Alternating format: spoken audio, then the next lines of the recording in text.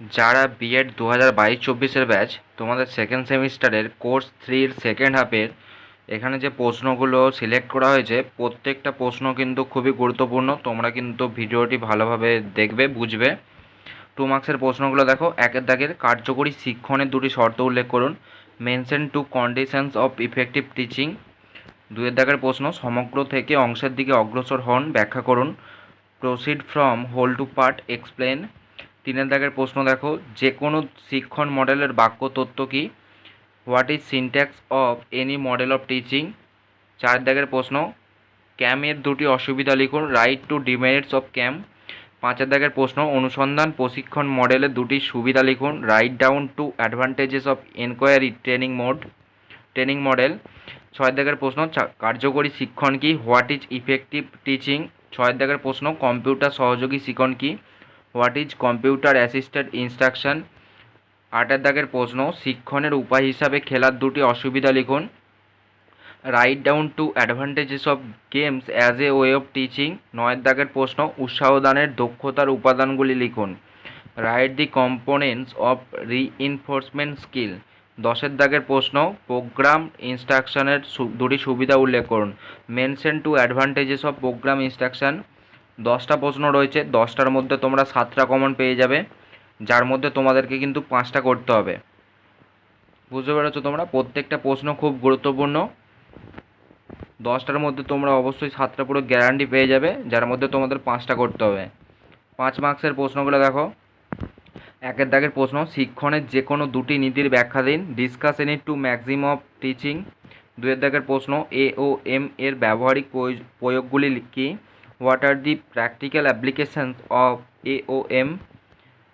3-এর দাগের প্রশ্ন, concept attainment মডেলের সিনট্যাক্স সম্পর্কে আলোচনা করুন, discuss about the syntax in concept attainment model.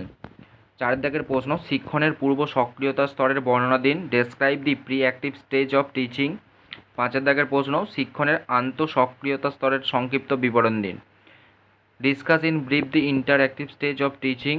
6-এর দাগের প্রশ্ন, শিক্ষণের প্রতিফলন স্তরে শিক্ষক ও শিক্ষার্থীদের ভূমিকা আলোচনা করুন, discuss the role of teacher and learners in reflective level of teaching.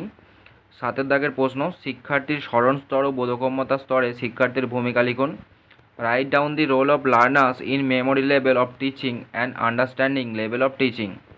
8-এর দাগের প্রশ্নটা বাদ দেওয়া হচ্ছে। 9-এর দাগের প্রশ্ন দেখো, প্রশ্ন করার উপাদানগুলি আলোচনা করো, discuss the components of questioning. Total 8টা প্রশ্ন সিলেক্ট করা হয়েছে। 8টা প্রশ্নের মধ্যে তোমরা 5টা কমন পেয়ে যাবে, যার মধ্যে তোমাদের কিন্তু 3টে করতে হবে। যেহেতু পরীক্ষা খুব সামনে, অনেকের হয়তো অসুবিধা হতে পারে যে না আমি এতগুলো করতে পারবো না, তাহলে তাদের বলে দিই, প্রথমের প্রশ্নটা খুব গুরুত্বপূর্ণ করবে। 2-3-এর মধ্যে যে কোনো একটা অবশ্যই আসবে, দুটোও দিয়ে দিতে পারে। আর 4-5-4-5-এর মধ্যে যে কোনো একটা আসবে।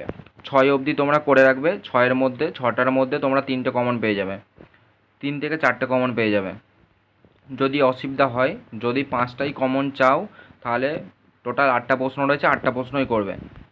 10 মার্কসের প্রশ্ন দেখো। 1-এর দাগের কার্যকরী শিক্ষণে শিক্ষকের ভূমিকা সম্পর্কে আলোচনা করো, দলগত আলোচনার দুটি সুবিধা উল্লেখ করুন, discuss the role of teacher in effective teaching, mention two advantages of group discussion.